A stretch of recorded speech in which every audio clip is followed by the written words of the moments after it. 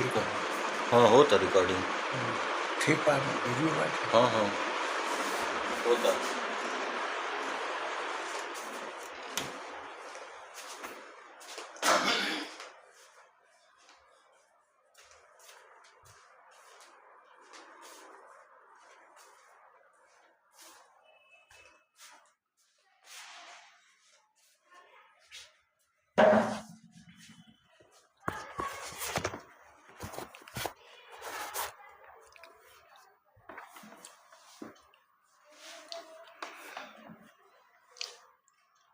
मेरा सबसे छोटा पुत्र अर्चित, जो 5वीं कक्षा में पढ़ता है, उसके मन में पालन का भाव है। कभी वह चिड़ियों को पालता है, एक श्वान के बच्चे को भी वो घर में ले आया, और उसका मोह अधिक था तो हमारे कमरे में भी आने लगा।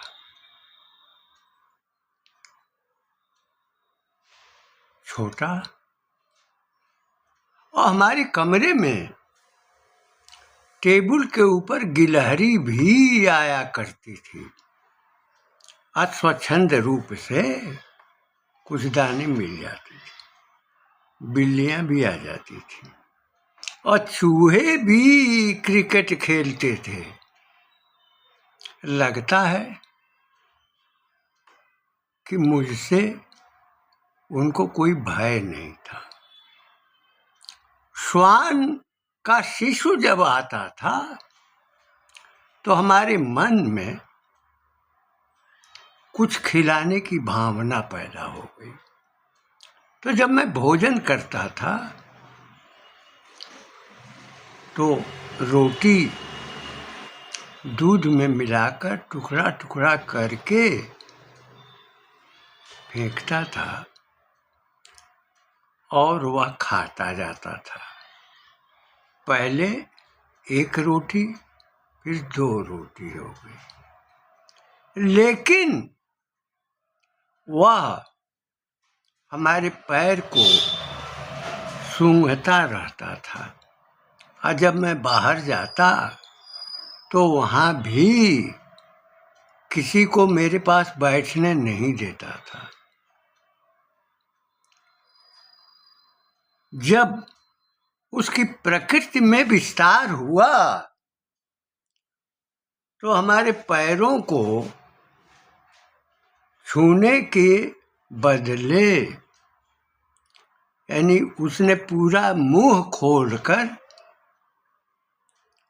चाटने लगा और दांत का अनुभव हुआ। अब उसमें दांत भी जम गए थे। जब हमने इस आदत को देखा तो उसे भगाने के लिए कहा, क्योंकि हमको रहीम की याद आ गई। जो मानव स्वभाव है, वो स्वभाव में सबकी प्रकृति है। श्वान की भी प्रकृति है, व्याघ्र की भी प्रकृति है, और गो प्रकृति भी है, और स्वभाव में बैल की भी प्रकृति है। जो गर्दभ है, गधा है, जो वैशाख नंदन कहा जाता है, वह सबसे सुखी प्राणी है दुनिया में। उसका भी असर मनुष्य में होता है, जो दिन रात बोझा ढोता है और खेतों में हल चलाता है। उसका पूरा जीवन ही बोझा ढोने और घाट पर कपड़ों की गठरी ले जाने का काम होता है।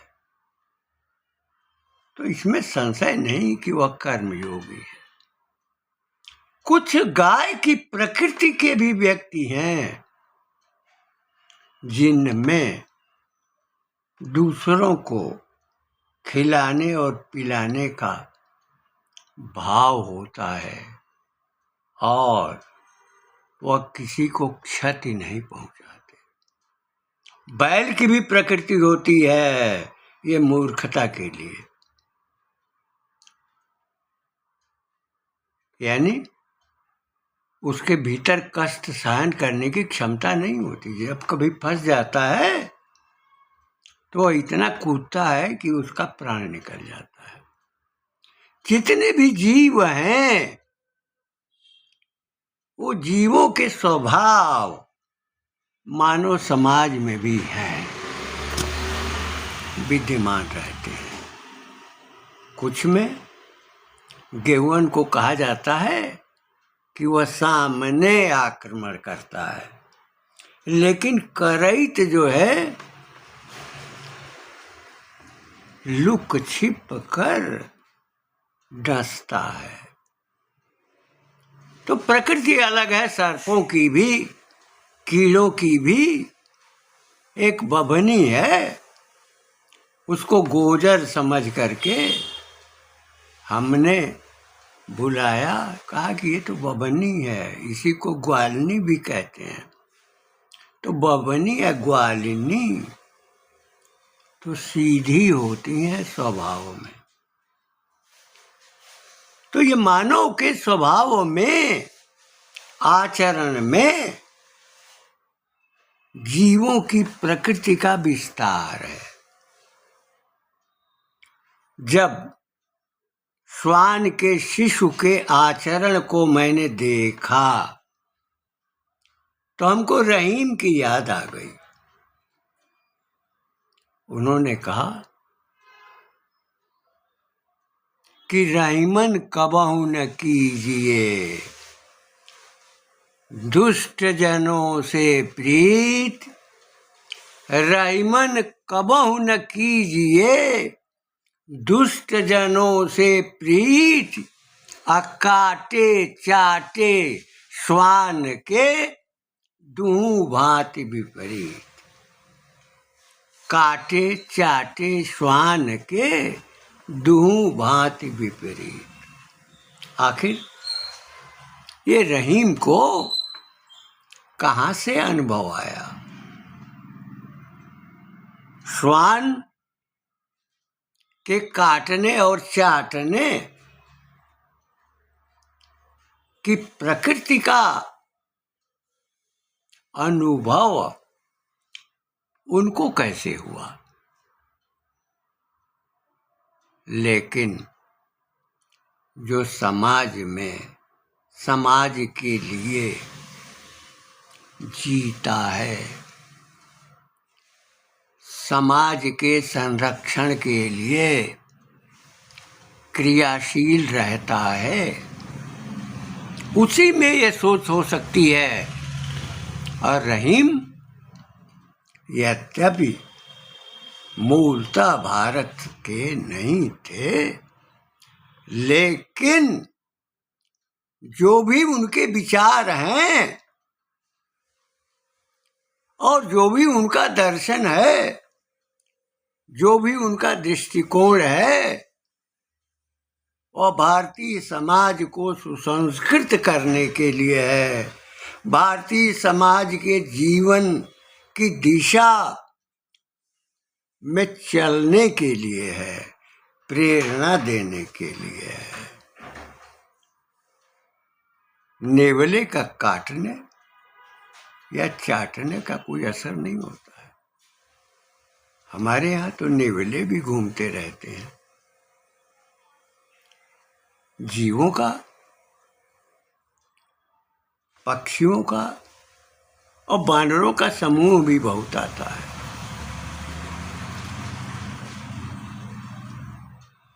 उनकी भी प्रकृति अलग होती है। और रहीम ने कहा कि रहीमन कबहू न कीजिए दुष्ट जनों से प्रीत। पहले तो दुष्ट आदमियों की बात करते हैं। दुष्ट समाज में चोरी करने वाले या डकैती डालने वाले या हत्या करने वाले को समाज में तो ये स्वाभाविक रूप में हमेशा रहा है। जो आसानी से धन की कामना करते हैं बिना परिश्रम के, वो लूटते हैं और गुंडा टैक्स भी वसूली करते हैं। ये तो सहज प्रक्रिया है। काशी में तो गुंडा का ही शासन बहुत पहले चला करता था और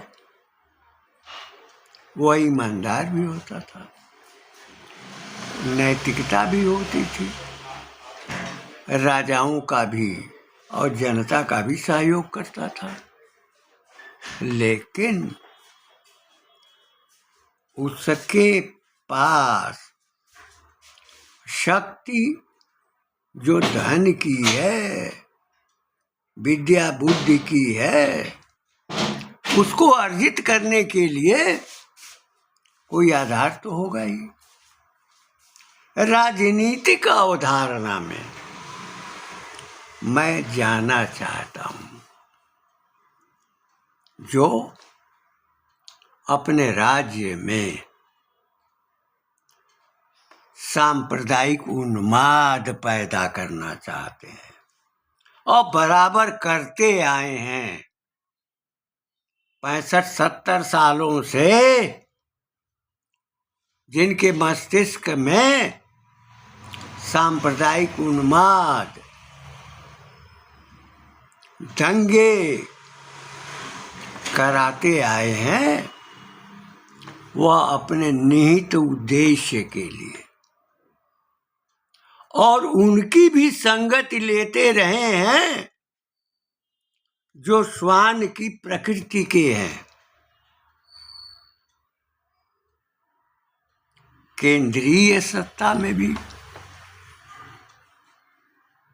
उनकी विचारधारा सत्ता केंद्रित ही होती है।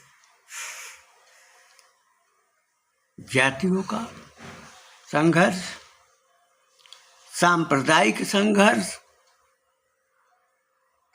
और उन्माद का विस्तार उसी कालखंड में हुआ है।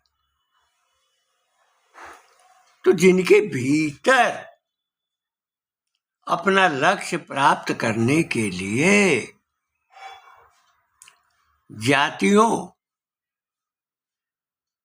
और विविध पंथों में युद्ध कराने की धारणा हो, रही हो और वही उनका आधार रहा हो, तो उनकी पीढ़ियां आज भी तो वही कर रही हैं। एक व्यक्ति का विचार आया कि मोदी जी लोकसभा में बैठे थे और जब राहुल ने प्रवेश किया तो मोदी जी उठकर चले गए।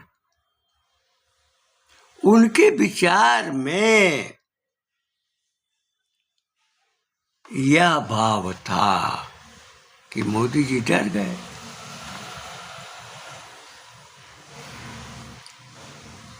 राहुल ने भगा दिया उसको देखते ही, लेकिन उसने यह नहीं सोचा कि श्वान काटता भी है और चाटता भी है। अगर काटता है तो 14 सुई लगती है और चाटता है तो गला पकड़ लेता है। यह एक साहित्यिक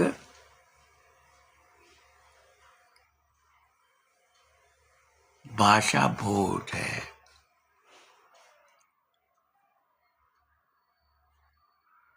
हमने जब भी रहीम का अध्ययन किया, रहीम के दोहे का, इसके अतिरिक्त चाहे मलुकदास हो, चाहे रविदास हो, चाहे रहसु भगत हो, चाहे कबीर हो, नानक जी हो,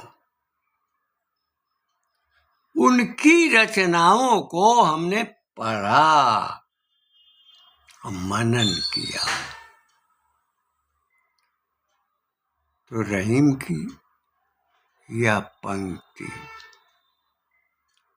हमारे बचपन से ही हमारे मन में समाई रही और उसका आचरण करने के लिए मेरे पिताजी भी बाध्य करते थे। रहीमन कबहू न कीजिए दुष्ट जनों से प्रीत। आखिर दुष्टता की ही सीमा थी कि भारत विभाजित हुआ। दुष्टता की ही सीमा थी कि पूर्वी पाकिस्तान भी विभाजित हुआ। और दुष्टता की चरम सीमा वहां पर पहुंच गई जब यूनुस की उपस्थिति हो गई। दुष्टता का प्रसार वहां तक चला गया जहां बाइडेन ने यूनुस को भेज दिया। दूसरे का घर उजाड़ना, दूसरे की फसलों को मसलना, दूसरों की खेती को बर्बाद करना, यह प्रकृति जिनमें रही है वो श्वान की रही है। चाटना प्यार करना भी होता है। कुछ लोग प्यार करते हैं दिखावे के लिए। भारत में जो भी राजनीतिक दल हैं वो प्यार करते हैं केंद्रीय शासन से कुछ प्राप्त करने के लिए, और जब काटते हैं तब तो सुई की आवश्यकता पड़ती है। प्रकृति जब श्वान की होगी तो निश्चय ही जीवों का भी नुकसान होगा। हमने तो पशुओं को भी कुत्ते के काटने पर तड़पते और मरते हुए देखा है। यानी कुत्ते के दांत में विष होता है। और भारत में नेतृत्व की चाह रखने वाले इंडिया के नेता भी एक ही प्लेट में उनका कुत्ता भी खाता है और वे भी खाते हैं। तो जिसकी प्रकृति में श्वान का भाव है तो उसका काटना और उसका चाटना दोनों ही विपरीत माना जाएगा। और भी जितनी वादात्मक विचार की धारा के लोग हैं उनमें भी दिखावापन ही है।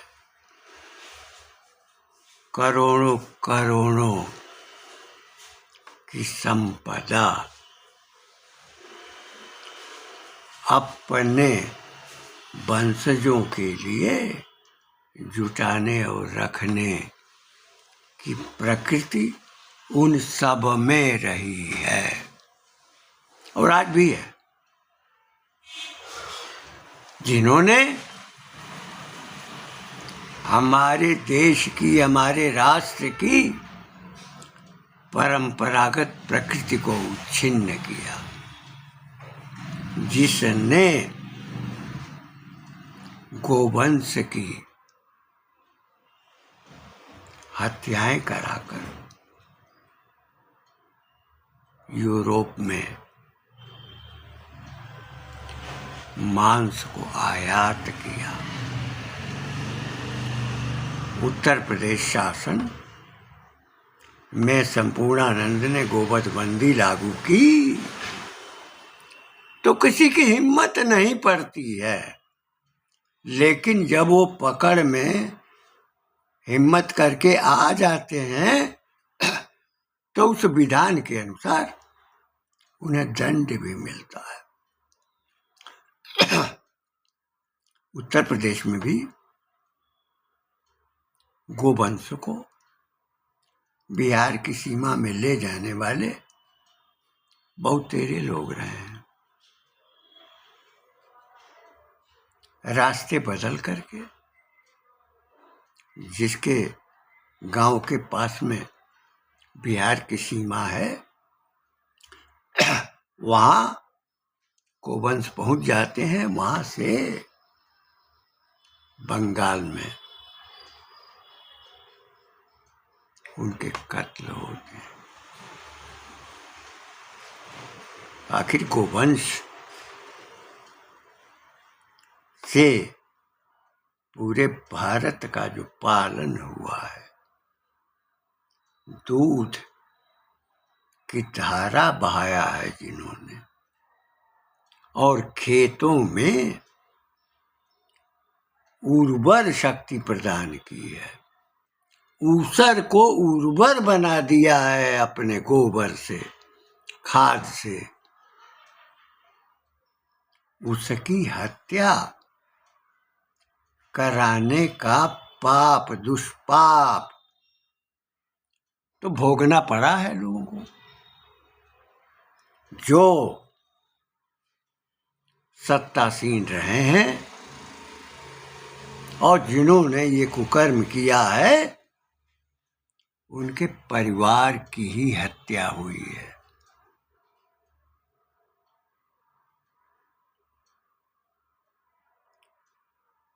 ट्रैक्टर गोबर तो नहीं पैदा करेगा, और जो कृत्रिम खाद है वह उस उर्वर मिट्टी को ऊसर बना देगी कुछ दिनों के बाद। तो धरती को, बंजर धरती को अगर उर्वरता प्रदान करनी है तो गोवंश, पशुवंश के गोबर की आवश्यकता पड़ेगी। एक जयपुर में कोई एजेंट है, वह सऊदी में और यूएई में और जो मुस्लिम देश हैं जहाँ रेगिस्तान है वहाँ खाद की सप्लाई करता है, और उसके लिए भारत में प्रचार करता है कि अगर एक टाली गोबर मिल जाएगा तो 8,000 रुपये उसे प्राप्त होगा। या होड़ देवरिया जनपद में तो हमको मालूम हुई और जनपदों में मालूम हुई, लेकिन वो खाद की कीमत कितनी है? एक ट्रैक्टर खाद 100 वर्ग फीट में 75-80 वर्ग फुट में आएगी। अगर 80 वर्ग फुट की खाद है गोबर की तो 8,000 रुपये 1 वर्ग फुट पर तो प्राप्त होगा। निसंदेह भारत सरकार और राज्य सरकार गोवंश की सुरक्षा और व्यवस्था के संचरण में प्रयत्नशील है और जो गोपालक हैं उनको सहयोग भी प्रदान किया जा रहा है। लेकिन बैल कहाँ से मिलेंगे? ट्रैक्टर का उपयोग, फसलों के काटने का उपयोग महिलाएं खेतों में काटती थी और अपना पारिश्रमिक भी ले जाती थी। उनकी भी आय थी। पूरी व्यवस्था को तहस नहस करने का कार्य प्रारंभिक काल से ही सत्ताधारियों ने किया। गोवंश को समाप्त किया और जो उर्वर मिट्टी थी उसको ऊसर बनाने का काम किया। यह प्रकृति श्वान की ही है। रहीम तो यह प्रेरणा देते हैं, ये शिक्षा देते हैं, यद्यपि वह 10,000 मनसबदारी सरदार भी थे और जो कुछ भी उनको अकबर के शासन काल में जो बोध हुआ था, हरम में जो चरित्रहीनता बनी हुई थी और एक पुरुष पर 200 औरतें पत्नियां हरम में विद्यमान, सेवकों का आना जाना, शिशु का पैदा हो जाना, हरम में पैदा होने के कारण हरामी शब्द आ गया। लगता है कि मनीषी ऋषित्व भावना के व्यक्ति, बहादुर, संघर्षशील, व्यवहारिक रूप में प्रेरणा देने वाले व्यक्तित्व, उनका जिनसे युद्ध करने जाते थे वह भी उनका सम्मान करते थे। आदर तो उनका सब जगह था। उसका कारण सहयोग करना और सहायता करना था। उन्होंने पूरे जीवन की प्रक्रिया का अवलोकन किया था और हरम में लाए जाने मीना बाजार लगाने के माध्यम से उसका भी उनको अनुभव था, उससे घृणा थी, लेकिन बाध्य थे। क्योंकि उनके पिता बैरम खान ने ही 1556 में मुगल सल्तनत को भारत में लाया था और 13 वर्ष की उम्र के बालक को गद्दी पर बिठाकर और उसने संरक्षण किया था। लेकिन जिसका संरक्षण किया था उसी के द्वारा हज के बहाने 8 वर्षों के बाद भेजकर रास्ते में हत्या भी करा दी गई थी, जिसके भीतर कृतज्ञता का बोझ नहीं है, जिसके भीतर दूसरों की पीड़ा का अनुभव नहीं है, जो दुष्ट जनों की संगति करता है, निसंदेह वह फंस जाता है, वह दंड भी पाता है। इसलिए यह कहना सही है कि दुष्ट आदमी को अपने मुंह नहीं लगाना चाहिए।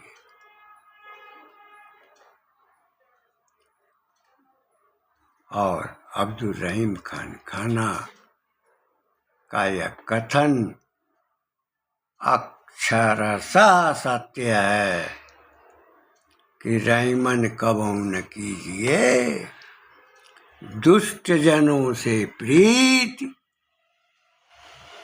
काटे चाटे श्वान के दुहु भांत विपरीत। इन शब्दों के साथ अपनी वाणी को विराम देते हुए मैं यह कहना चाहूँगा कि नेतृत्व को समझकर